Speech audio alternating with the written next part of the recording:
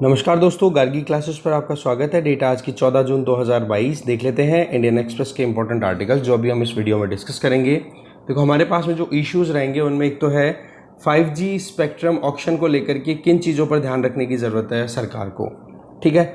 दूसरा हम देखेंगे कल जो मुद्दा जो हमने ऑलरेडी डिस्कस कर लिया था कि नॉर्थ ईस्ट में नागालैंड वाले एरिया में जिस तरीके से बाई मिस्टेक इंडियन आर्मी के द्वारा फायरिंग कर दी जाती है और सिविलियंस की डेथ हो जाती है, तो उस मुद्दे को लेकर के तो एक दो पॉइंट एडिशन करेंगे हम उसी पॉइंट में।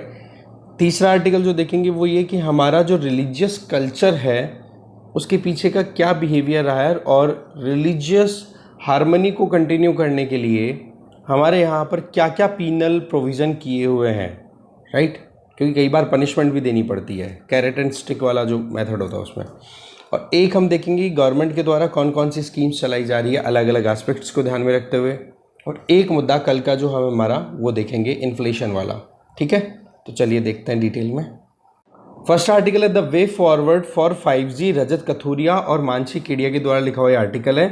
इनका ये कहना है कि अभी पिछले साल की अगर बात करें तो हमारा टेलीकॉम सेक्टर बहुत ही बुरी परिस्थितियों से गुजर रहा था, जिस टाइम पर टेलीकॉम कंपनीज बहुत बुरी हाल में थी। जैसे हम वोडाफोन आइडिया की बात करें तो इसको तब रिलीफ मिलती है जब गवर्नमेंट ने वोडाफोन आइडिया में 35% के लगभग अपने स्टेक्स हैं वो बना लिए। इसका मतलब कि वोडाफोन आइडिया पे जितना कुछ भी ड्यू था जो गवर्नमेंट को उनके द्वारा पे करना था, ठीक है, उस ड्यू को रिलैक्स करते हुए गवर्नमेंट ने कह दिया कि चलो कोई बात नहीं, आपके जितने स्टेक्स हैं उनमें 35% शेयर्स हमें दे दो, ठीक है। तो ऐसे में आप देख सकते हो कि गवर्नमेंट ने इक्विटी लेकर के बचा लिया।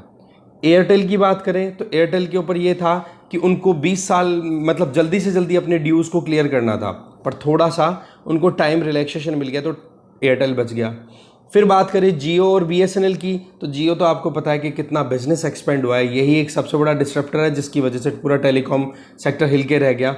दूसरी तरफ BSNL की बात करें तो ये तो सरकारी मामला है, और सरकारी मामले में भी अगर कंपटीशन की बात करें तो कहीं पर BSNL का इतना रोल अब बचा नहीं है जो पहले के टाइम पे हुआ करता था। और BSNL में वैसे भी गवर्नमेंट अगर कंटिन्यू कर रही है तो वो करते चली जाए। तो ऐसी परिस्थितियों में अगर देखें तो अगर हमारे यहाँ पर वोडाफोन आइडिया और ये BSNL तो वैसे साइड में, वोडाफोन आइडिया एग्जिट कर जाता, क्या बचता हमारे पास में? केवल जियो और एयरटेल। अब आप देखो केवल दो कंपनीज रह जाती है, डिओपोली रह जाती, जो कि वर्चुअली मोनोपोली से भी भारी पड़ती है, क्योंकि कार्टलाइजेशन हो सकता है दोनों कंपनीज के बीच में कि हाँ भाई इतना टैरिफ तू बढ़ा, इतना टैरिफ मैं बढ़ाता हूँ, दोनों के रेट्स बराबर रखेंगे या हल्का फुल्का मार्जिनल वेरिएशन रखेंगे तो बोला अपनी राज कर लेंगे, किसी दूसरे को एंटर ही नहीं होने देंगे। तो वो प्रॉब्लम कर सकती है सब्सक्राइबर्स के लिए, ठीक है। क्योंकि सीधी सी बात है कि हमारे जैसे जो यूजर्स हैं उनको अच्छी टैरिफ पे, अच्छी मतलब कम रेट पर अच्छी परफॉर्मेंस वाली सर्विसेज मिल जाएं, तो वो कब मिलती है? जब कंपटीशन प्रॉपर काम करता है, ठीक है। वो जमाना अलग था जब हाइपर कंपटीशन हुआ करता था, जहां कंपनियों की लाइन लगी थी, 7-7 8-8 कंपनी आ गई थी और लोवेस्ट टैरिफ मिलते थे हमें वर्ल्ड ओवर, मतलब पूरी दुनिया में सबसे कम दरों पर कॉलिंग रेट इंडिया की, सबसे कम दरों पर आप देख लो इंटरनेट अवेलेबल होना, ये सारी चीज़ें हमें पहले अवेलेबल हो चुकी हैं। पर धीरे धीरे टाइम बीतता गया, कंसोलिडेशन होता चला गया, कई कंपनियां बंद हो गई, गिनती की 3 रह गई। और देखा जाए तो एक्सपर्ट्स का यही मानना है कि अगर जैसे जॉन लेनन है, इनका ये कहना है कि एक्चुअल में अगर आप कंपटीशन को प्रमोट करना चाहते हो तो 3 कंपनियां कम से कम होनी चाहिए, और वो तीनों कंपनियां एक दूसरे को चेक एंड बैलेंस करती जाए। इससे सर्विसेज भी अच्छी मिलेगी, क्योंकि इनोवेशन आएगा, कंपटीशन होगा तो रेट्स भी कम में आपको मिल जाएगी सर्विसेज। 1994 का वो टाइम था जब हमारे यहाँ पर LPG पॉलिसी इंप्लीमेंट हो रही थी, टेलीकॉम सेक्टर शुरुआती टाइम पे था। तो उस टाइम पर पब्लिक सेक्टर BSNL MTNL इनका जो बोलबाला था जो पूछो मत, क्योंकि उस टाइम पे पब्लिक सेक्टर का ही सिस्टम ज़्यादा चलता था। नए नए हमने सोशलिज्म के पैटर्न को छोड़ करके कैपिटलिज्म की तरफ हम मूव कर रहे थे, ठीक है। तो ऐसे में पब्लिक सेक्टर बहुत ज़्यादा था, तो उसमें जो डिमांड्स थी पब्लिक सेक्टर में वो फुलफिल किसकी हो रही थी? ज़्यादातर एलिट सेक्टर, एलिट जो लोग थे, पब्लिक को जो मिलना था वो नहीं मिल पा रहा था। मोबाइल पेनिट्रेशन आज जितना उतना पहले था क्या? बिल्कुल भी नहीं था। क्यों? क्योंकि पब्लिक सेक्टर ज़्यादा किस पे ध्यान देगा? जो उनको मतलब जो सरकारी आदमी है ज़्यादातर उन्हीं पे ध्यान दिया जाएगा, या जिनके हाथ में पैसा है। क्योंकि महंगाई, एक कंपनी अगर काम करेगी तो वो क्यों तो इनोवेशन लेकर के आएगी, क्योंकि वो अकेली है, पता है कि खरीदना है तो मेरा प्रोडक्ट खरीदा जाएगा। दूसरा, ना वो सस्ता करेगा, क्यों? क्योंकि भाई दूसरा कोई कॉम्पिटिटर ही नहीं है, तो मैं तो मेरी चीज़ को कितना ही महंगा बेचूं कोई प्रॉब्लम नहीं। आज रजनीगंधा की बात करो, रजनीगंधा का जो सैशे है, जो पाउच आता है, वो आज 28 रुपये 30 रुपये का मिलता है, पहले 10 रुपये का मिलता था। तो वो बढ़ाया जा रहा है, तो बढ़ाया जा रहा है। एक तरीके की मोनोपोली है, बहुत सारे प्रोडक्ट आए गए पर कोई चैलेंज नहीं कर पा रहा है, तो मन में आए जितना वो प्राइस राइज करता चला जा रहा है। तो वो जो इश्यू है ना, वो पॉइंट कहीं ना कहीं ये प्रॉब्लम कर देता है कि पब्लिक की एक्सेसिबिलिटी नहीं होती। फिर टाइम बीतता है, थोड़ा टेक्नोलॉजी अपग्रेडेशन होती है, और थोड़ा सा सरकार भी डीरेगुलेट करती है, टेलीकॉम सेक्टर को फ्री करती है, प्राइवेट सेक्टर का रोल आता है। क्या रिजल्ट आज? इंटरनेट फैसिलिटी कितनी ज़्यादा है, मोबाइल पेनिट्रेशन कितना ज़्यादा हो रहा है। तो ऐसी परिस्थितियों में 1994 में जो मुद्दा था, उसको तो देखो गवर्नमेंट ने कैसे जैसे करके सेटल कर दिया, डीरेगुलेट करके, टेक्नोलॉजी इंटरवेंशन को ला करके, कि ज़्यादा से ज़्यादा लोगों तक मोबाइल फ़ोन या मोबाइल कनेक्टिविटी या टेलीकॉम सेक्टर की कनेक्टिविटी पहुँचे। पर आज की जो परिस्थिति है वो ये है कि ना तो हमारे पास में यहाँ पर पब्लिक सेक्टर की डोमिनेंस है, बस प्रॉब्लम जो आ रही है वो कि प्राइवेट सेक्टर की ही डोमिनेंस होती चली जा रही है। इसका मतलब हम कंपटीशन प्रमोट करना चाहते हैं, बट कंपटीशन प्रमोट करने के लिए हमारे पास में इंस्ट्रूमेंट्स अवेलेबल नहीं है। भाई सीधी सी बात है, पहले तो गवर्नमेंट की ज़्यादा स्टेक्स थे ना, 1994 की हम बात कर रहे हैं, तो गवर्नमेंट ने उसको थोड़ा सा विड्रॉ कर लिया, डीरेगुलेट कर दिया। कोई भी पार्टिसिपेट करना चाहे आ जाओ और स्पेक्ट्रम खरीद लो और काम कर लो अपना। तो वहां पर तो गवर्नमेंट के हाथ में था इंस्ट्रूमेंट। पर अब बात यह है कि गवर्नमेंट का जो खुद का इंस्ट्रूमेंट है वो भी वीक है, इतना अच्छे से पार्टिसिपेट ही नहीं कर रहा है। जैसे हम बीएसएनएल की बात करें, वोडाफोन आइडिया में जो 35% स्टेक्स अभी गवर्नमेंट ने एक्वायर किए हैं, तो इतना कोई वोडाफोन आइडिया भी पावरफुल इतना वो नहीं है। ठीक है, कहीं ना कहीं मुश्किलों से निकल रहा है, वो बात ठीक है कि सर्वाइवल पॉसिबल हो गया है। अब बच गई दो कंपनियां, एयरटेल और एयरटेल बच गई और जियो बच गई। अब ये दोनों कंपनियों के बीच में हम कैसे कंपटीशन लाए, ये एक बहुत बड़ा चैलेंज है। ठीक है, क्योंकि अब डीरेगुलेट करने के लिए कुछ बचा नहीं है। डीरेगुलेशन जितना करना था वो कर दिया, टेक्नोलॉजिकल इंटरवेंशन इन दो कंपनियों को लाना उतनी लाई जा रही है। तो प्रॉब्लम आती है कार्टेलाइजेशन की। तो तीसरा जो पिलर है ना, तीसरा जो प्लेयर है वी, इसको बचाना हमारे लिए बहुत जरूरी है। चाहे फिर कंपटीशन के बेसिस पे हम देखें तो नेटवर्क क्वालिटी की बात करो, नेटवर्क क्वालिटी कौन सी कंपनी अच्छी देगी? जब कंपटीशन अच्छा होगा तो अच्छी क्वालिटी मिलती है। दूसरी अगर बात करें, सस्ती रेटों पे जो अपने को सर्विसेज मिलनी चाहिए वो तब मिलती है जब कंपटीशन वहां पर हो। तो कंपटीशन को मेंटेन रखना हमारे लिए बहुत ज़्यादा ज़रूरी है। और नई टेक्नोलॉजी, न्यू इनोवेशन तभी आते हैं जब कंपटीशन चलता है, कंपीट करती हैं कंपनियां। कंपटीशन की बात करें तो बात ऐसी है कि टेलीकॉम सेक्टर में कंपटीशन अपने मन से तो आएगा नहीं। ठीक है, अब रेगुलेटरी न्यूट्रलिटी तो बहुत हद तक चल रही है। ठीक है, और जो सिचुएशन है उसको हमें भापने की ज़रूरत है कि कैसे हम कम से कम 3 कंपनियों को तो मेंटेन रखें। तो ऐसे में एक तो रेगुलेटरी अनसर्टेनिटी को रिमूव करना होगा। मतलब ये कि आप कभी तो बोलते हो कि इतना आपको टैक्स देना पड़ेगा, इतना आपको टैक्स रेट लगेगी या ड्यूटी आपके लगेगी, और लाइसेंस ड्यूटी आपकी ये लगेगी, और इतने टाइम के बाद में आपको कंप्लीट कर देना है ड्यूज़। तो एक तो पहले से प्री डिटरमाइंड वैल्यूज़ रखो। ये डेमोक्रेसी की बहुत बड़ी प्रॉब्लम है कि एक गवर्नमेंट, एक पार्टी की गवर्नमेंट तो कोई और पॉलिसी लेके आती है, और दूसरी पॉलिटिकल पार्टी आती है तो वो कुछ और पॉलिसी चेंज ला देती है। तो ऐसे में एक प्रॉपर मैनर में काम ना होने की वजह से भी टेलीकॉम सेक्टर की कंपनियों को प्रॉब्लम आती है। ठीक है, अब हम बात कर रहे हैं 5G की। तो 5G में देखो बहुत बड़ा इन्वेस्टमेंट रिक्वायर्ड होगा, तब जाकर के काम होगा। अब ऐसी परिस्थितियों में क्या जो एग्जिस्टिंग टेलीकॉम कंपनीज है वो रेडी हैं कि इतना बड़ा इन्वेस्टमेंट वो कर सके? तो ऐसे में हमें कुछ चेंजेस लाने की ज़रूरत है स्ट्रक्चर में भी। जो कंडीशन है, जिस कंडीशन में आप टेलीकॉम सेक्टर को प्रमोट होते हुए देखना चाहते हो, उसमें चेंजेस लाने की ज़रूरत है। लेवल प्लेइंग फील्ड तैयार करने की ज़रूरत है, जहां पर जो भी रेलेवेंट ऑपरेटर है वो अपने आप अट्रैक्टेड फील करे और इन्वेस्ट करे पैसा। नई टेक्नोलॉजी को लाने के लिए हमें ज़्यादा से ज़्यादा ऑपरेटर्स को अट्रैक्ट करना होगा। ठीक है, नहीं तो आपको पता है वोडाफोन आइडिया जो कि नियर डेथ था, खत्म होने वाला था, कि कंपटीशन खत्म हो जाता वोडाफोन आइडिया का एग्जिट करना, तब जाके डिपार्टमेंट ऑफ टेलीकम्युनिकेशन ने अपनी तरफ से एक कदम उठाया, और रिजल्ट ये रहा कि 35% स्टेक्स जो हैं वो गवर्नमेंट ऑफ इंडिया ने टेक ओवर कर लिए वोडाफोन आइडिया में। ठीक है, और ये भी कह दिया कि जो स्पेक्ट्रम ऑलरेडी होल्डिंग में चल रहा है वो 20 की बजाय अब 30 साल तक आप रख सकते हो। इसमें क्या है कि जो सर्विसेज दी जा रही है वोडाफोन आइडिया के द्वारा, वो अब जिन सर्विसेज को वो कंटिन्यू करना चाहता है वो आराम से 30 साल तक बिना किसी एडिशनल लेवी, बिना किसी एडिशनल ड्यूटी के कंटिन्यू कर सकता है। तो ऐसी परिस्थितियों में आपने क्या कर दिया कि जो अंडर यूटिलाइज स्पेक्ट्रम है वो भी यूज़ हो पाएगा। वोडाफोन आइडिया बच गई कि नहीं कि ये कंपनी। तो इस तरीके से जो उधार मांगती थी या गवर्नमेंट को जो टैक्स देना था, ड्यूटी देनी थी, वो नहीं देने के चक्कर में गवर्नमेंट ने बचा लिया। तो ये तो चलो आपने एक अच्छा काम किया जिसके चलते कंपटीशन बच रहा है हमारे देश में टेलीकॉम सेक्टर की बात करें तो। अब बात ऐसी है कि केवल आपने 3 नंबर्स में आपने टेलीकॉम सेक्टर को बचाने की बात कर ली, तो नंबर सर्वाइव करने से कुछ नहीं होगा। एक प्रॉपर प्रमोशन भी होना चाहिए, एक नरिशिंग कंपटीशन भी होना चाहिए, तब जा कर के कंपटीशन कंटिन्यू चलता है।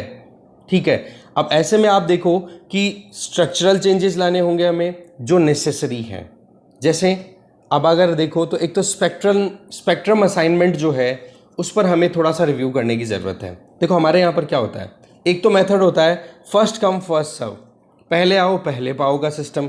अब जैसे गवर्नमेंट है स्पेक्ट्रम जो है वो बेचती है या फिर जो भी लाइसेंस पे देती है, तो उसके लिए मेथड अलग अलग होते हैं, ऑक्शंस होती हैं या फिर first come first serve method है। तो first come first serve method तो हमारे यहाँ पर अभी तक अडॉप्टेड है नहीं, क्योंकि आप देखो कि गवर्नमेंट में जो लोग बैठे हैं उनका जिन लोगों से रिश्ता है या फिर कोई लेन देन की बात है या कोई मान लो कि जानकारी है, तो उस कंपनी को वो जल्दी से बोल देंगे अरे भाई कल ऑक्शन वो मतलब स्पेक्ट्रम की नीलामी होने वाली है तो तू आजा जल्दी से, तो सबसे पहले वो जानकारी पहुंचेगा। ठीक है, नेपोटिज्म वाला सिनेरियो देखो आप किस तरीके से, मतलब आप एक नेक्सस देखो। ठीक है, और वो बंदा वो कंपनी वाला आएगा और ले जाएगा फर्स्ट कम फर्स्ट सर्व, पहले आया पहले पाओ ले जाओ। इस चीज़ को अवॉइड करने के लिए शुरुआत हुई ऑक्शन की, नीलामी की, कि भाई जो अच्छी रेट गवर्नमेंट को देगा अच्छी कंडीशंस के लिए वो ही स्पेक्ट्रम को ले जाएगा। अब सवाल ये है कि ऑक्शन तो तब होती है ना जब बेचने के लिए तो मटेरियल हो थोड़ा सा, मांग हो बहुत सारी, तो जो लोग मांग कर रहे हैं उन लोगों के बीच में कंपीट करवाना, और जो अच्छी प्राइस दे देगा उसी को स्पेक्ट्रम मिल जाएगा। अब सवाल ये है कि गवर्नमेंट के पास में ऑक्शन के लिए स्पेक्ट्रम तो अवेलेबल है, पर क्या वाकई में डिमांड इतनी है क्या? आपके पास में गिनती के 2 ऐसे टेलीकॉम प्लेयर्स हैं जो कि अच्छा परफॉर्म कर रहे हैं। ठीक है, ठीक ठाक परफॉर्म कर रहे हैं। एक तो जियो तो शानदार परफॉर्म कर रहा है, एयरटेल है वो compete करने के लिए रेडी है, तो ऐसे में और वी है उसमें गवर्नमेंट कैसे जैसे करके कर रही है, तो आपके पास में ऑप्शंस तो कम, सप्लाई है बहुत ज़्यादा, यहाँ पर ऑप्शन वाला ऑप्शन काम नहीं करेगा। कारण क्या है कि फिर वहाँ पर एक बोली लग गई, तीनों की तीनों चुप, 1 2 3 ले लो जी, हाँ जी ये हो गया नीलामी खत्म। तो बोले यहाँ पर थोड़ा सा रीअसेस करने की ज़रूरत है, हमें थोड़ा सा फर्स्ट कम फर्स्ट सर्व वाला जो मेथड है इसको एनालाइज करने की ज़रूरत है। जो पहले आएगा उसको स्पेक्ट्रम मिल जाएगा, राइट, और उसके लिए अच्छी खासी स्टैंडर्ड रेट्स को फिक्स करना ज़रूरी है, तब जाकर के ये आप जो स्पेक्ट्रम अलोकेट कर रहे हो उससे कुछ हेल्दी रिटर्न मिल पाएगा। क्योंकि इसमें क्या होता है, जब कभी भी आप मतलब फर्स्ट कम फर्स्ट सर्व में है तो पहले आएगा पहले पाएगा, तो आप पहले से रेट्स जो हैं स्पेक्ट्रम की वो इतनी बना करके रखो जिससे कि आपको रेवेन्यू का नुकसान ना हो। ठीक है ना, तो ऐसे ये एक ऑप्शन अभी निकल के आता है। इसका मतलब ऑप्शन का ऑप्शन तो देखो खत्म हो गया या फिर नियर टू एंड है ये। कारण कि जब कोई मांगने वालों की डिमांड इतनी ज़्यादा नहीं है, कंपटीशन ही नहीं है, तो काहे का ऑप्शन करोगे फिर आप, राइट। दूसरी तरफ फर्स्ट कम फर्स्ट सर्व में आप रेट अच्छी कर लो पहले से, स्पेक्ट्रम की जो रेट है, ठीक है, जिससे सिग्नल रेंज पे उनको ऑपरेशन करने हैं अपने 5G के, उसकी रेट आप पहले से बढ़ा करके रखो। रेट बढ़ा करके रखोगे, बढ़ा करके का मतलब एडिक्वेट, जितना गवर्नमेंट को रेवेन्यू रिक्वायरमेंट हो, ऐसा नहीं कि बिल्कुल ही बढ़ा दे, नहीं तो फिर ये जो टेलीकॉम सेक्टर में पार्टिसिपेट करने के लिए कंपनीज है वो भी फिर डिस्करेज फील करेंगे, तो ये तो फिर बाद में गवर्नमेंट का ओवर रेगुलेशन हो जाएगा, जो कि ठीक बात भी नहीं है, फिर तो कॉम्पिटिशन बिल्कुल ही मर जाएगा, तो वो भी नहीं होना चाहिए। पर अगर हम चाहें तो यहाँ पर पॉइंट ये आता है कि फर्स्ट कम फर्स्ट सर्व में आप इसी मेथड को आप आराम से चलो और कलेक्टिव कॉन्शियसनेस को फॉलो करते हुए करो कि भाई जिससे जो कंपनियां इन्वेस्ट करना चाहती हैं 5G में उनको भी नुकसान ना हो और गवर्नमेंट को भी अच्छे से रेवेन्यू कलेक्शन हो जाए। तो रीजनेबल प्राइस सेटल करो और फर्स्ट कम फर्स्ट सर्व एक ऑप्शन निकल के आता है। वैसे देखा जाए तो telecom regulatory authority of India plus digital communication commission, ये दोनों मिलकर के इस डिबेट में लगे हुए हैं कि 5G स्पेक्ट्रम में हम कंपटीशन को बढ़ाने के लिए कुछ नई कंपनीज को बुलाते हैं, जैसे TCS सॉफ्टवेयर कंपनी है, Amazon आपको पता है ये किस किस फील्ड में काम करती है, ई-कॉमर्स प्लेटफॉर्म मेन है, और गूगल की बात करें तो आपको पता है पूरा कि जो social media platform point of view से ये भी इंपॉर्टेंट एंटिटी है। तो बोले इनको अट्रैक्ट करने की बात की जा रही है, बाकी दूसरे और प्लेटफॉर्म्स भी। अब सवाल ये है कि क्या टेलीकॉम कंपनीज इन नए प्लेयर्स को अट्रैक्ट करने की बात पर खुश होगा? तो जवाब ये है नहीं। टेलीकॉम कंपनीज ने ऑब्जेक्शन कर दिया कि भाई ये दूसरे डोमेन की कंपनीज को आप क्यों अट्रैक्ट कर रहे हो। इवन जो डिजिटल कमीशन, जो कम्युनिकेशन कमीशन है डीसीसी, इसने भी ऑब्जेक्ट कर दिया कि भाई इस तरीके से दूसरे बिजनेस मॉडल में काम करने वाले लोगों को आप इस तरफ बुलाते हो, जो एंटरप्राइजेज है उनको, तो बोले ये तो कहीं डिस्ट्रप्शन का काम कर जाएगा, क्योंकि ये एग्जैक्टली वैसा ही एक्सपेरिमेंट हो जाएगा जो 2014 में हुआ था, जब ओवर द टॉप प्लेयर्स आए थे, ओटीटी प्लेयर्स आए थे ना उस टाइम पे। तो आप देखो जैसे व्हाट्सएप आया था, कई मैसेंजर निकल के आए थे, वहां पर आप देखो कॉलिंग क्या हो गई थी, सारी वर्चुअल प्लेटफॉर्म पे चली गई थी। कॉलिंग हो गई, मैसेजिंग हो गई, वर्चुअली फ्री, केवल डेटा कंज्यूम हो रहा था, डेटा का रेट लग रहा था वो लग गया, और उसके बाद में कॉलिंग वॉलिंग सब कुछ फ्री हो गया। तो बोलो उससे टेलीकॉम सेक्टर में बहुत ज़्यादा डिसरप्शन आया था। एग्जैक्टली ऐसे ही अगर 5G स्पेक्ट्रम को असाइन करते हैं दूसरे एंटरप्राइजेस को जो कि टेलीकॉम इंडस्ट्री में अभी तक पार्टिसिपेट नहीं कर रहे हैं इंडिया में, उनको अगर बुलाओगे तो उनका एडवर्स इफेक्ट हमें देखने को मिलेगा। और उसी चीज के लिए ऑब्जेक्शन भी कर रहे हैं टेलीकॉम सेक्टर की ऑलरेडी एग्जिस्टिंग जो कंपनीज है, उनके द्वारा ऑब्जेक्शन भी हो रहा है। फिर आगे राइटर्स ये बोल रहे हैं कि अगर मान लो कि आप सारा स्पेक्ट्रम जो भी है उसको एक बार बेच भी देते हो, मान लो गवर्नमेंट का ये प्लान है कि जितना भी 5G के लिए स्पेक्ट्रम है, जो भी बैंडविड्थ है, ठीक है, उसको हमें सेल आउट करना है। तो सेल आउट करने से गवर्नमेंट को डायरेक्ट रेवेन्यू कलेक्शन तो हो जाएगा, क्योंकि एक सेल आउट मतलब ऑक्शन कर दोगे आप उसको, एक या फिर मतलब सबको अलोकेट कर दोगे, जो भी आपके पास में आ रहे हैं टेलीकॉम सेक्टर में पार्टिसिपेट करने वाली कंपनीज, आप उनको दे भी दोगे। तो ऐसे में एक बार आपने डायरेक्ट रेवेन्यू तो आपके पास में कलेक्ट हो जाएगा। चलो फिर उसके बाद में कंपटीशन की बात करें तो वहाँ से फिर गवर्नमेंट को जो कलेक्शन होना है वो फिर इनडायरेक्ट सोर्स जो है टैक्स रेवेन्यू के थ्रू वो भी आप कलेक्ट कर सकते हो। पर मुद्दा क्या आ जाता है कि क्या ये नई कंपनियां एफिशिएंटली ऑपरेट कर पाएंगी, ये एक अपने आप में सवाल आ जाता है।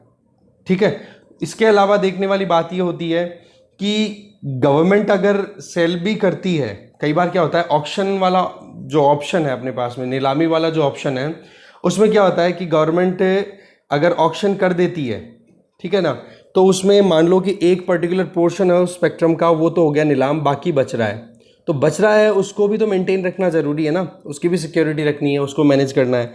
तो जो आपने ऑक्शन कर दी उससे तो आपको रेवेन्यू आ जाएगा, और बाकी बचे हुए को मेंटेन करने को आपको खर्चा करना पड़ेगा। तो नेट जो है वो गवर्नमेंट को इतना बेनिफिट नहीं देगा। तो गवर्नमेंट तो यही चाहे कि जितना मैक्सिमम से मैक्सिमम स्पेक्ट्रम का मतलब यूज हो सके उतना ही ज़्यादा कलेक्शन का ऑप्शन बनता है। तो ऐसे में क्या हो जाता है कि एक कॉम्पिटिटिव मैनर में टेलीकॉम सेक्टर में अगर अट्रैक्ट किया जाता है तो उसका फ़ायदा ये रहता है कि एक तो गवर्नमेंट को शुरुआती जो रेवेन्यू मिलनी होती है ऑक्शन के टाइम पे वो अच्छी मिल जाएगी, और दूसरा जब कंपटीशन अच्छा चलेगा तो कंज्यूमर को भी बहुत बेनिफिट मिलता है। ठीक है ना, तो इस तरीके से बोल रहे हैं, बोले कि जो भी डिसीजन लिया जाए ना सोच समझ करके लिया जाए। कुल मिला के बात ये है प्लेयर्स आपके पास में कम है, अपॉर्चुनिटी जो आपको मिलनी चाहिए वो अपॉर्चुनिटी आपके पास में है नहीं जो पहले हुआ करती थी, क्योंकि प्लेयर्स अल्टीमेटली गिनती के 3 बच चुके हैं। ठीक है, एक राइटर्स ये बोल रहे हैं कि एयर इंडिया की तरह अब गवर्नमेंट को प्राइवेटाइजेशन की तरफ जाना चाहिए टेलीकॉम सेक्टर में भी।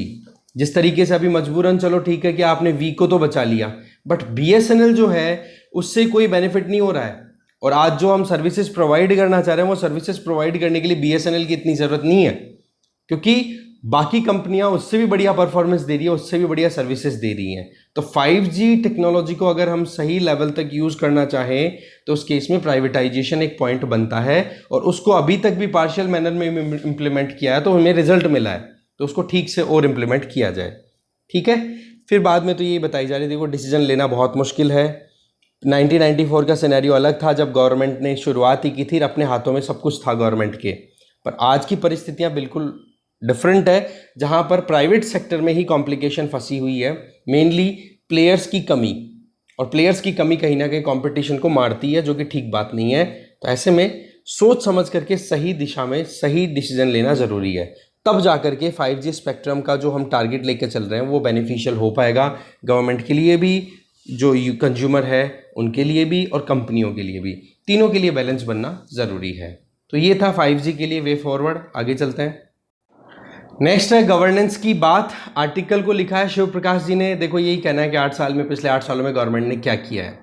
सबसे पहली चीज़ तो हमारे former president APJ Abdul Kalam जी ने ये कहा कि कोई भी देश प्रोग्रेस नहीं करता जब तक कुछ लोगों के हाथों में ही पॉलिटिकल पावर रह जाती है। मतलब एक देश का भाग्य निर्धारित करने में अगर कुछ लीडर्स का ही डिसीजन होता है तो वो लोग देश प्रोग्रेस नहीं करता। तो आज की परिस्थिति ऐसी है कि मल्टीपल रिप्रेजेंटेशन है, या फिर क्या कि मल्टीफेसेड रिप्रेजेंटेशन है करंट गवर्नमेंट का। एक तो ये पॉइंट बोलना चाह रहे हैं। दूसरा, अलग अलग एस्पेक्ट, जैसे कि सेक्स रेशो की बात करें तो पहले विमेन के अगेंस्ट में स्क्यूड था, मतलब ज़्यादा मेल्स थे फीमेल्स के कंपैरिजन में। तो ऐसे में अभी बेटी बचाओ बेटी पढ़ाओ प्रोग्राम शुरू किया गया। उसका रिजल्ट ये है कि छोटे बच्चों में अब फीमेल्स के नंबर राइज हो रहे हैं। नमामि गंगे प्रोग्राम स्टार्ट किया जिससे कि रिवर गंगा को रिजर्वनेट किया जा सके, वाटर बॉडीज़ के लिए एक मैसेज डिलीवर किया जाए कि एनवायरमेंटली हम कैसे अपने आप को सस्टेन करवा सकते हैं।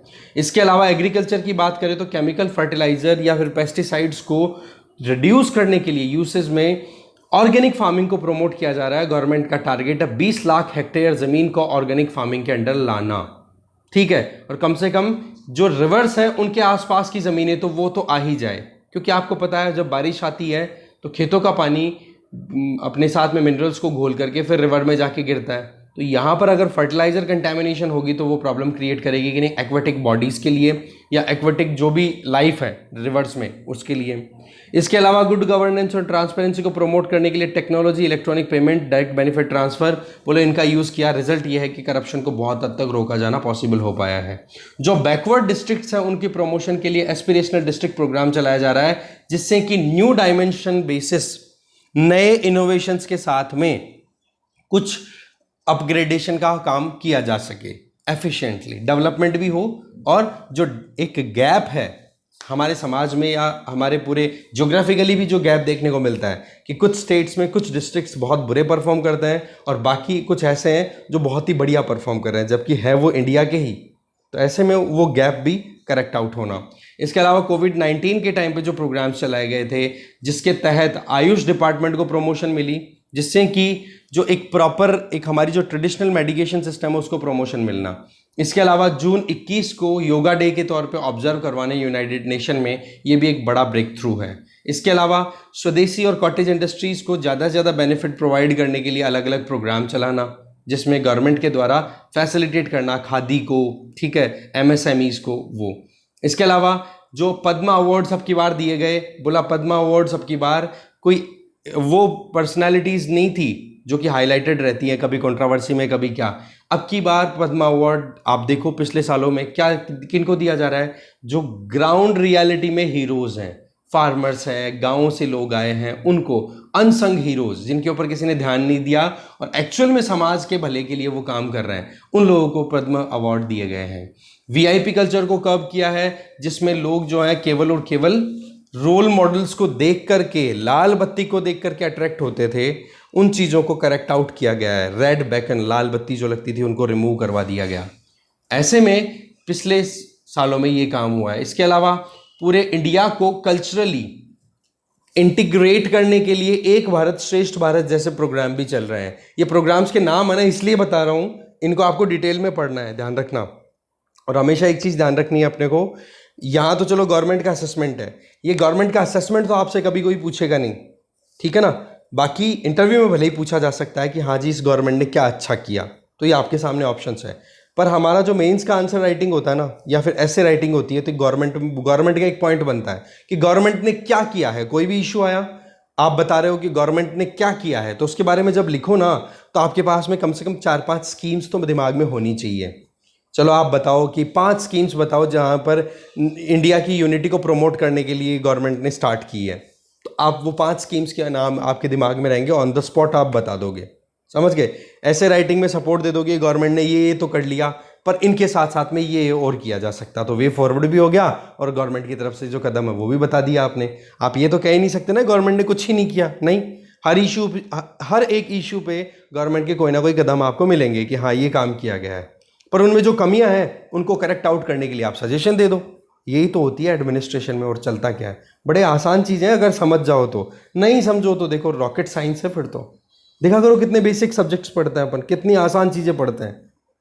कुछ टॉपिक ऐसे आते हैं जो बिल्कुल यूँ लगते हैं कि पता नहीं क्या होगा, अगर आपको वर्ड मैनेजमेंट आता है, अगर आपको इशू मैनेजमेंट आता है, अगर आप आराम से आंसर राइटिंग में मैनेजमेंट कर पा रहे हो और आपको अच्छी अंडरस्टैंडिंग है, तो इजीली आपका एग्ज़ाम क्रैक होता चला जाएगा। यूपीएससी इससे ज़्यादा डिफिकल्ट नहीं है। पर वही बात है, इन्हीं चीज़ों को करना, कहते हैं ना, कई बार आसान चीज़ों को करना भी बड़ा मुश्किल लगता है। ठीक है, वो मुश्किल को ख़त्म करने का तरीका होता है practice, practice and practice and practice only. ठीक है, तो एक भारत श्रेष्ठ भारत प्रोग्राम स्टार्ट किया गया। बाकी हमारा तो मेथड है ही वसुधैव कुटुंबकम, सबको हम इक्वल नज़र से देखते हैं। बाकी चीज़ें तो इतनी मैं पॉइंट वही बता रहा हूँ आपको जो हमारे काम का है, ये ध्यान रख लेना। ठीक है ना, बाकी पॉइंट्स में कहीं कंट्रोवर्सी चल रही है तो कंट्रोवर्सी से बचें। आप ब्यूरोक्रेट होंगे, ठीक है ना, तो उस केस में कंट्रोवर्सी से बचो, कंट्रोवर्सीज वाले स्टेटमेंट्स को अवॉइड करो। ओके, तो ये स्टेटमेंट्स थे, मेन काम की जो पॉइंट थी वो हमने निकाल ली, और एडिशन आपके पास में लिख लेना। ठीक है, आगे चलते हैं। फिर trust on trial next article है, कल का हमने देख ही लिया था, जिसमें नागालैंड में जिस तरीके से मॉन डिस्ट्रिक्ट में जो आर्मी के द्वारा अटैक किया गया था, जिसकी वजह से सिविलियंस की डेथ हो गई थी, फिर कितना प्रोटेस्ट हुआ था, उसको लेकर के मुद्दा पहुंचा। एक स्पेशल इन्वेस्टिगेशन टीम कॉन्स्टिट्यूट की गई, उसमें ये क्लियर हुआ और आर्मी ने भी एडमिट किया कि भाई हमसे गलती होगी, गलती से हमने अटैक कर दिया। बेसिकली देखो, अफ्स्पा एक्ट अप्लाइड है नॉर्थ ईस्ट में और जम्मू कश्मीर में, जम्मू कश्मीर के कुछ हिस्सों में। ठीक है, तो arm forces special power act 1958, इसमें सेक्शन 6 क्या कहता है कि अगर जो भी डिफेंस पर्सनल्स हैं, आर्म फोर्सेस हैं, उनके द्वारा कोई भी एक्शन लिया गया है और उस एक्शन के चलते अगर उन आर्म फोर्सेस के खिलाफ में कोई भी लीगल प्रोसीडिंग चलनी है तो वो तभी चलेगी जब सेंट्रल गवर्नमेंट अप्रूवल देगी। इसका मतलब ये हो गया कि सेंट्रल गवर्नमेंट के अप्रूवल तक आर्म फोर्सेस बिना किसी रेगुलेशन के, बिना किसी कंट्रोल के अपने एक्शन आराम से ले सकती है, जिसमें यहाँ तक कि अगर फायरिंग भी करनी पड़े तो वो कर सकते हैं। किसी भी इंडिविजुअल को अगर उनको सवाल जवाब करने हैं तो वो आसानी से कर सकते हैं। तो ऐसी परिस्थितियों में क्या होता है, इस एक्ट का कई बार मिसयूज़ होता है और इसका डेटा यहाँ से क्लियर होता है कि 2012 में extra judicial execution victim families association of Manipur के द्वारा सुप्रीम कोर्ट में मुद्दा ले जाया जाता है। बताया जाता है कि 1528 ऐसे केसेस हैं जहां पर फेक एनकाउंटर्स किए गए और इन्वेस्टिगेशन फिर बाद में सीबीआई के द्वारा की गई। पता पड़ा कि शुरुआती 6 जो केसेस थे जिनको कोर्ट के डायरेक्शन के बेसिस पे इन्वेस्टिगेट किया गया, तो पता पड़ा कि वो 6 के 6 केस ही फेक एनकाउंटर्स थे। मतलब ये कि आर्म फोर्सेस के जो इंडिविजुअल्स हैं वो अपनी बढ़ास निकालने के लिए या फिर कुछ और इस तरीके से काम कर देते हैं जो कि सॉलिड एविडेंसेस बेस्ड नहीं होते वो एक्शन। इसके चलते जो इनोसेंट सिविलियंस है बोलो उनकी डेथ हो जाती है। तो ऐसी परिस्थितियों में अफ्स्पा का बहुत क्रिटिसिज्म हुआ है। इवन सुप्रीम कोर्ट ने भी बहुत बार क्रिटिसिज्म किया है कि इस पर्टिकुलर एक्ट का यूज़ करते हुए इनोसेंट लोगों की डेथ होती है। तो ऐसे परिस्थितियों में वो करेक्शन होने चाहिए। और देखो, गवर्नमेंट ने अपनी तरफ से प्रोएक्टिवली काम भी किया है। रिसेंटली कल ही हमने देखा था कि 15 पुलिस स्टेशन नॉर्थ ईस्ट में हैं, उनमें से 7 पुलिस स्टेशन तो नागालैंड के हैं जो कि 15 डिस्ट्रिक्ट्स में फैले हुए हैं। वहां पर अफ्स्पा को रिपील कर लिया गया है, विड्रॉ कर लिया गया है। ठीक है, तो ऐसे परिस्थितियां निकल के आती हैं। तो नॉर्थ ईस्ट में सिक्योरिटी वाला जो पॉइंट था हमारा, उसमें ये एडिशन एक और हो जाता है। ठीक है, आगे चलते हैं। फिर देखो, धर्म को लेकर के हमारे यहाँ पर जो इश्यूज आते हैं, ठीक है, तो इस चीज़ को लेकर के देखो, एक तो पॉइंट हमारा काम का यहाँ पर है। मुद्दा तो आपको पता ही है कि किस तरीके से प्रॉफेट मोहम्मद को क्रिटिसाइज रिलीज हुए थे, जिसके चलते यहाँ पर हमें जो इश्यू है वो डिस्कस करना हो रहा है। तो देखो, ऑफेंस रिलेटिंग टू रिलीजन को लेकर के हमारा जो इंडियन पीनल कोड है उसमें पहले ये था कि सेक्शन 295 से लेकर 98 तक 4 सेक्शंस थे जो डील करते थे किससे, रिलीजियस इश्यूज़ को लेकर के। क्योंकि हमारी सोसाइटी मल्टी रिलीजियस है, इसमें तो कोई डाउट ही नहीं है। तो ये चीज़ भी क्लियर है कि यहाँ पर एक धर्म के बंदे दूसरे धर्म की जो बिलीफ सिस्टम है उसको कहीं ना कहीं क्रिटिसाइज कर सकते हैं। हो सकता है जानबूझ करके उनको प्रॉब्लम में भी क्रिएट कर दें। ठीक है, इंसल्ट भी कर सकते हैं एक दूसरे के धर्म को। तो उन चीज़ों को टैकल करने के लिए आईपीसी में सेक्शन 295 से 298 तक के प्रोविजंस दिए हुए हैं। ठीक है, इसमें क्या है प्रोविज़न की अगर बात करें तो ये क्लियर है। दूसरा, सेक्शन 295A भी ऐड किया जाता है 1927 में। ये किस लिए किया गया था कि कोई जानबूझ करके इस तरीके के एक्शन ले जिससे कि दूसरे धर्म की फीलिंग्स को हार्म पहुंचाया जाए, इंसल्ट किया जाए, रिलीजियस बिलीफ की मानहानि की जाए, तो उसको टैकल करने के लिए सेक्शन 295A है वो भी ऐड किया गया था। ओवरऑल पॉइंट क्या गया कि हमारा देश सेक्युलरिज्म के पॉइंट पे चल रहा है और उस चीज़ में एक तो होता है कैरेट। कैरेट का मतलब तो हो गया गाजर दो भाई, सबको राजी रखो, अरे भाई बहुत बढ़िया, अच्छी बात है, ये अच्छी बात है, ये अच्छी बात है, और ऐसा नहीं करना चाहिए, लाइक दैट। ठीक है। दूसरा, अगर कोई एक्सट्रीम लेवल तक जाकर के कर दे तो फिर उसको पनिश करो, स्टिक लो, लकड़ी लो, डंडा मारो, उसके लिए प्रोविजन है इंडियन पिनल कोड में। ये हमें जानना जरूरी है क्योंकि इन मुद्दों पर कई बार क्वेश्चन बन जाते हैं, तो आपकी हेल्प कर जाएगा ये पैराग्राफ एक तो। दूसरा, वर्ल्ड पार्लियामेंट ऑफ रिलीजन की बात करें, शिकागो में जब 1893 में स्वामी विवेकानंद जी अपना स्पीच दे रहे थे तो उन्होंने ये कहा था कि मैं अपने धर्म पर बहुत ही गर्व करता हूं क्योंकि मेरे यहाँ पर यूनिवर्सल एक्सेप्टेंस और टॉलरेंस दोनों चीज़ें बहुत ही इंपॉर्टेंट वैल्यू वाली है, दोनों की दोनों इंटीग्रेट है। हम दुनिया के सभी धर्मों को सत्य मानते हैं। इस तरीके का स्पीच दिया था स्वामी विवेकानंद जी ने। ठीक है, तो बोला इन वैल्यूज़ को हमें मानना चाहिए, इन वैल्यूज़ को हमें लेटर एंड स्पिरिट में इम्प्लीमेंट होते हुए देखना चाहिए, कंटिन्यू करना ज़रूरी है, रिस्पेक्ट करना ज़रूरी है क्योंकि हम एक मल्टी रिलीजियस सोसाइटी है। ओके। और सबसे सुप्रीम जो बुक है हमारे लिए वो है हमारा कॉन्स्टिट्यूशन। कॉन्स्टिट्यूशन की वैल्यूज़ को अपहेल्ड करो, कंटिन्यू करो, वो ज़रूरी है। ठीक है जी। तो ये 2 पॉइंट्स यहाँ से निकल के आ रहे थे, वो हमने निकाल लिए। और ये लास्ट में कल का आर्टिकल जो हमारा बचा हुआ है, स्टडी हैंड। देखो इसमें ये बताया जा रहा है सच्चिदानंद शुक्ला जी के द्वारा कि अभी इन्फ्लेशन के पीछे बहुत सारे कारण हैं। पेंडेमिक की बहुत सारी लहरें आना, supply side disruption, policy stimulus देना क्योंकि ज़्यादा से ज़्यादा लिक्विडिटी मेंटेन करने के चक्कर में इंटरेस्ट रेट कम रखी, मार्केट में पैसा घूम गया, महंगाई बढ़ गई, वॉर, सैंक्शंस लगाए जा रहे हैं, एनर्जी सप्लाई बिगड़ी पड़ी है, जियो पॉलिटिकल एडवर्सिटी है, वेदर डिसरप्शन है। बोले सारे फैक्टर्स मिलकर के हमें बर्बाद करने पे लगे हुए हैं या फिर महंगाई बढ़ाने में लगे हुए हैं। इनमें 3 फैक्टर्स हम मेन अम्ब्रेला टर्म्स के अंडर में अंडरस्टैंड करेंगे कि महंगाई के पीछे क्या कारण होता है, क्या क्या एक्शंस लिए जाते हैं, जिनमें 2 तो है पॉलिसी और 1 है वेदर। पॉलिसी में तो क्या आ गया, एक तो जीएसटी और एक हो गया एमएसपी। और वेदर की बात करें तो मानसून। तो बोले इन तीनों फैक्टर्स को हमें समझना जरूरी है, तीनों फैक्टर्स कितना इंपैक्ट डालते हैं। देखो मिनिमम सपोर्ट प्राइस की अगर बात करें तो सरकार मिनिमम सपोर्ट प्राइस हर साल कुछ ना कुछ पॉइंट्स के साथ में बढ़ा के देती है। ठीक है। अब वो बढ़ाने का तरीका किस पे डिपेंड करता है कि फार्मर्स के ऊपर कितना लोड आ रहा है, इनपुट कॉस्ट का, लागत कितनी आ रही है, बीज खरीदने में, फर्टिलाइजर खरीदने में, बिजली का तो माफ़ कर देते हैं सरकारें, इसीलिए तो डिस्कॉम बर्बाद हो रही है बहुत बुरी। खैर इसके अलावा और जो सेगमेंट्स हैं वहाँ पर तो फार्मर बोले अगर खेती करे तो उसको रिटर्न तो अच्छा मिले, उसके लिए हम मिनिमम सपोर्ट प्राइस देते हैं जो कि खरीफ और रबी दोनों सीजन के लिए डिक्लेयर होती है, हर बार सोइंग से पहले हो जाती है। ठीक है, बुआई से पहले डिक्लेयर कर दिया था। जैसे रिसेंटली आपने देख लिया कि चावल पे 100 रुपये पर क्विंटल के हिसाब से भाव बढ़े हैं और बाकी और जो दालें हैं उन पे भी भाव बढ़े हैं। ओवरऑल अगर देखिए तो कंपनसेशन के लिए काम किया जाता है। अगर हम 2007, 8, 12, 18 की बात करें तो बोले इन पिछले ये 4 साल ऐसे आए थे जब पिछले 20 सालों में खरीफ क्रॉप पे जो एमएसपी डिक्लेयर की गई थी उसमें डबल डिजिट ग्रोथ देखी गई थी, 10% से ज्यादा इंक्रीमेंट दिया गया। रिजल्ट ये निकल के आया कि जब एमएसपी ज्यादा होती है तो मार्केट में फिर ऑटोमेटिकली इन्फ्लेशन भी राइज हो जाती है, क्योंकि फार्मर्स को फायदा, यहां पे एमएसपी डिक्लेयर की जाती है फार्मर्स के प्रोटेक्शन के लिए।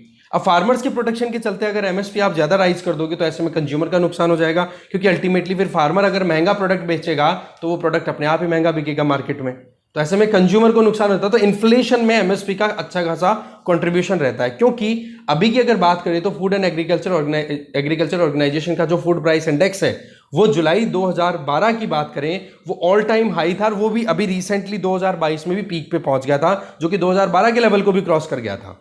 राइट। 2018 की बात करें तब से एमएसपी में एक और चेंज आया। एमएस स्वामीनाथन कमीशन के द्वारा जो रिकमेंडेशन दी गई थी जिसमें यह कहा गया था, ठीक है, स्वामीनाथन कमीशन के द्वारा यह कहा गया था कि जी जितनी लागत आए उसका 1.5 गुना एमएसपी डिक्लेयर करो।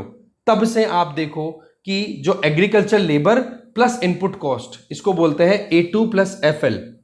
ठीक है, लेबर कॉस्ट हो गया, लेबर कॉस्ट कौन सी, फैमिली लेबर, घर वाले जो मिलके खेत में काम करते हैं। A2 का मतलब हो गया पेड कॉस्ट, इसका मतलब जो भी फर्टिलाइजर बीज खरीदने में जो पैसा लग रहा है, बोलो दोनों को ऐड करो और इसका 1.5 गुना करो, उतना एमएसपी डिक्लेयर करो आप।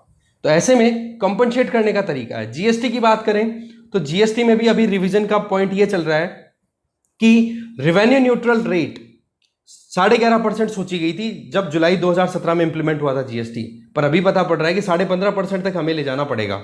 ये क्या होता है ये देखो, जीएसटी से पहले बहुत सारे टैक्सेस चलते थे, उन टैक्सेस की वजह से जो रेवेन्यू कलेक्शन होता था उस कलेक्शन को आप एज इट इज मेंटेन करना चाहते हो, जिसके तहत जो पहले से चल रहे थे टैक्स उनकी जगह सब्जियों उनको मर्ज करके एक टैक्स लेकर के आ गया जीएसटी, तो बोलो वो उतना ही रेवेन्यू कलेक्शन हो, तो इसको बोल दिया रेवेन्यू न्यूट्रल जीएसटी रेट, कि जीएसटी की वो रेट जिसके बेसिस पे प्रीवियसली हमारे पास में टैक्स कलेक्शन या रेवेन्यू कलेक्शन होता था उतना का उतना टैक्स कलेक्शन हो, नुकसान में ना जाए ना तो सेंट्रल गवर्नमेंट ना स्टेट। तो पहले सोचा जा रहा था कि जीएसटी की अगर एवरेज 11.5% इंटरेस्ट रेट ये जीएसटी रेट रख दी जाती है तो बोले रेवेन्यू न्यूट्रल रहेगा, गवर्नमेंट को कुछ नुकसान नहीं होगा।